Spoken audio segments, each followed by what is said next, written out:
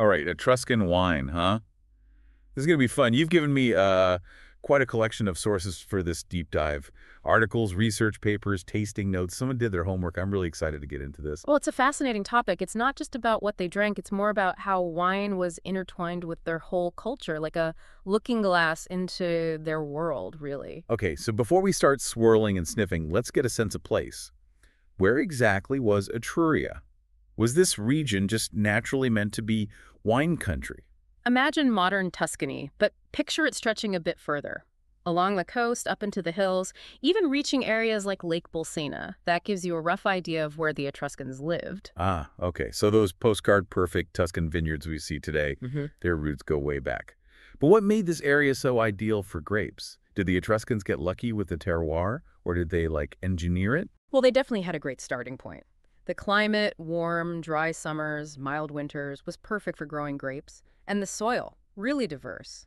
Coastal areas with sandy soils, inland regions with clay and volcanic deposits. That variety allowed them to cultivate a wider range of grapes. So like a natural wine buffet? Did they have, like, an Etruscan Wine of the Month club back then? I'm kidding. But seriously, what kinds of grapes were they actually growing? Well, that's where it gets a bit tricky, like trying to solve a puzzle with some pieces missing. We have some archaeological finds, grape seeds, remnants of ancient vines, which give us some hints. And then there's modern genetic analysis, kind of like a grape DNA test, that helps connect the dots to grapes we know today. Wow. So modern science is helping us decode ancient wine. That's Wow. pretty cool. So spilled beans, what were they sipping on back then? Anything I'd recognize? There are some strong contenders. For native Italian grapes, there's Sangiovese. It's still a major player in a lot of Tuscan wines. And Cesanese, which is more common around the Lazio region. Imagine, those grapes have been growing in Italy for centuries. Wow. Makes my Cabernet Sauvignon seem kind of, I don't know, juvenile. But you said native Italian. Does that mean they were importing grapes too? Oh, absolutely. They were really into trade and open to new ideas. We even have evidence that suggests they were cultivating grapes brought over from Greece, like Aminia, a variety that was used for lighter reds. And then there's Muscat of Alexandria, known for its intense aroma. I can only imagine the fragrance in their vineyard. So the Etruscans were the original wine hipsters, always chasing the next big thing.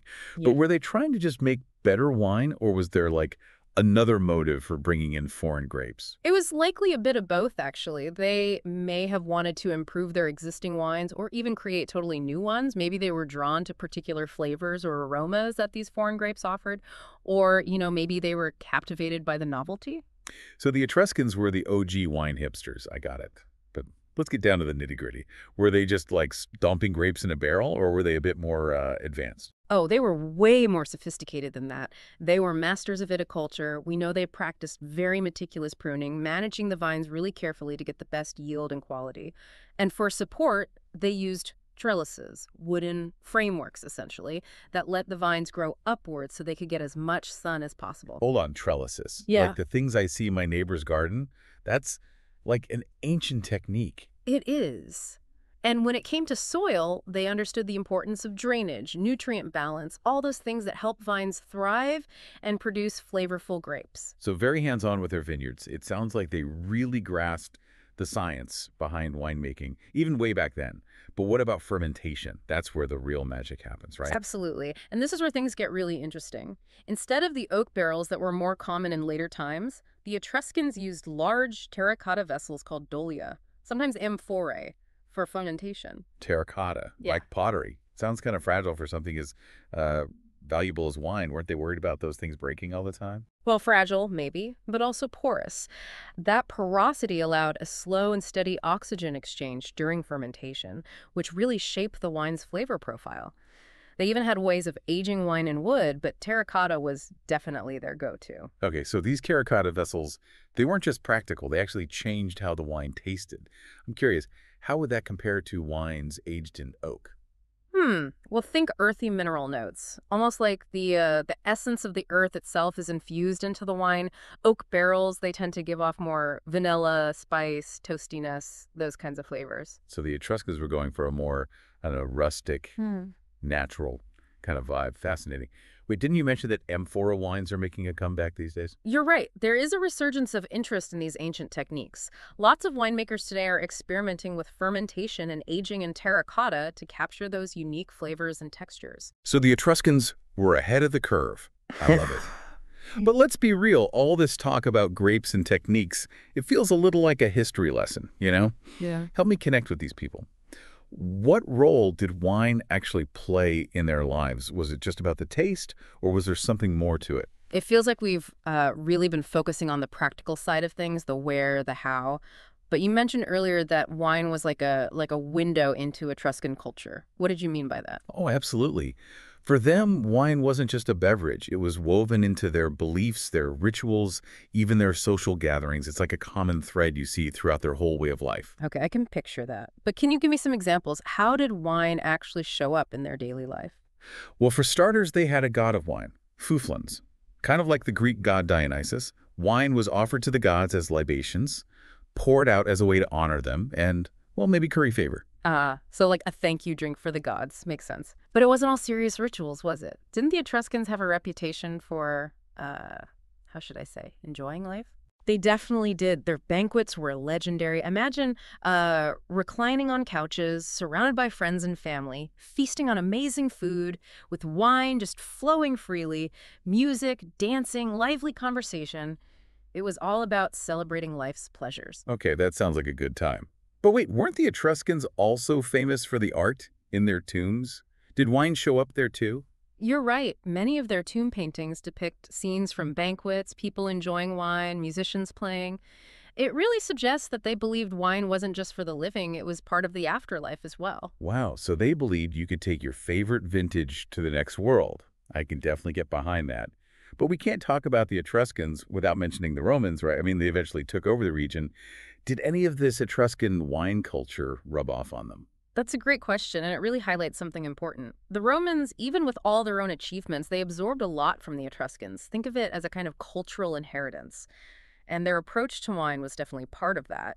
So, like, the Romans were inspired by their Etruscan predecessors. Did they just copy everything, or did they do their own thing? It was more of an evolution than a straight copy, I'd say. The Romans took many Etruscan techniques and kind of scaled them up, expanded production, and developed their own unique styles of wine. It was like building on a strong foundation, you know? Yeah, it makes sense. The Romans were all about efficiency and organization. But it's cool to think that some of those classic Roman wines might have had Etruscan roots. Exactly. Take Falernian wine, for example. It was super popular in both Etruscan and Roman times, and it was produced in a region that was once part of Etruria. It was a wine that bridged cultures and time periods. So even the Romans couldn't resist a good Etruscan vintage. I love that. Yeah. But I'm curious, we've been talking about techniques and beliefs, but can we say anything about what Etruscan wine actually tasted like? Can we get any hints from your sources? Sadly, we can't time travel and do a tasting, but we can use what we know about their grapes, their winemaking methods, and the terroir of the region to make some educated guesses. Okay, let's play detective then. What would a wine made with Sangiovese grapes, grown in those coastal areas of Etruria, what would that have tasted like? Well, considering the climate and the soil there, those coastal wines probably had a pretty vibrant acidity, a lighter body, maybe some red fruit notes like cherry or plum. Think of a really refreshing red, perfect for warm weather. And what about the inland areas with all that clay and volcanic soil? Would those wines have been different? Oh, for sure. The inland wines would likely have had more structure, firmer tannins. Those are the compounds that give wine that bit of grip, and maybe even some spiciness. They would have been bolder, richer, probably better for aging. So a pretty wide range of wines, just like we see in Tuscany today. Yeah. But wasn't there something about the Etruscans blending grapes, like they got creative with their mixes? Yes, they were really good at blending. Often they would combine different grape varieties to create more complex, balanced wines. They treated it as a true art form. So layered, nuanced wines, even back then. That's impressive. And I bet those terracotta vessels we talked about, they probably added another layer of flavor. Absolutely. That terracotta fermentation would have given the wines those earthy mineral notes we talked about, adding a layer of complexity and making them even more unique. Can you imagine a wine that tastes like the earth itself? You've totally sold me on this. I need to try a wine made with these Etruscan methods. Are there any producers today who are trying to recreate those ancient flavors? You're in luck. There's a growing movement of winemakers who are not only using amphorae, but also trying to find those ancient grape varieties, like Aminia, or even those lost Etruscan grapes. They're like wine detectives. So they're digging through old records, maybe doing DNA analysis on ancient vines, all to bring back these lost treasures. That's such a cool concept. Hmm. But what's the point, really? Is it just about novelty, or is there a deeper goal? It seems like these winemakers are after more than just recreating a specific flavor. They're trying to connect with a lost world, a whole different way of thinking about wine. That's a great way to put it. And it leads to a really interesting question. What can we learn from the Etruscans as modern wine drinkers? Beyond the techniques, the grapes, is there a deeper lesson for us? I'm all ears. Hmm. Because honestly, sometimes I feel like I'm just grabbing whatever's on sale at the store, barely even reading the label. What would an Etruscan think about that? I think they might tell us to slow down, to savor the experience, to approach wine with a sense of, I don't know, reverence, even ritual. Remember, for the Etruscans, wine wasn't just a drink, it was an offering, a symbol, a way to connect with something, well, bigger than themselves. So it wasn't just about like guzzling it down. It was more about being present, mindful, appreciating the craft, the history, the connection to something greater. It sounds almost spiritual. In a way, it was, and I think that's something we've kind of lost in our modern world. We rush through everything, even simple pleasures like enjoying a glass of wine. You're making me feel a bit guilty about that half-empty bottle of Pinot Grigio in my fridge. Yeah.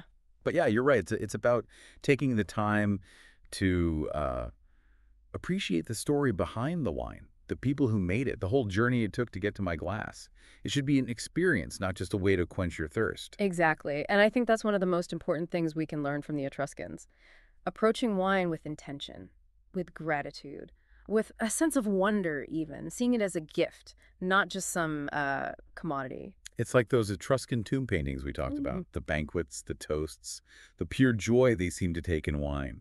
It's a reminder that wine is meant to be shared, celebrated, and enjoyed as part of a community. I couldn't have said it better myself.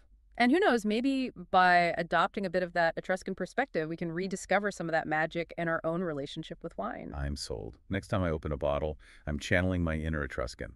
Candles, music, maybe even a toast to fouflons. Speaking of which, you mentioned those modern winemakers experimenting with Etruscan techniques. Ah, yes, the amphora enthusiasts. It's so exciting to see them using these ancient techniques to create something new and unique, but still with that connection to tradition. It's like they're bridging the gap between past and present, showing that some ideas never really go out of style. It makes you think maybe the Etruscans weren't just making wine, they were building a legacy, a story that's still being told today. I agree. Their passion, their innovation, their deep connection to the world of wine.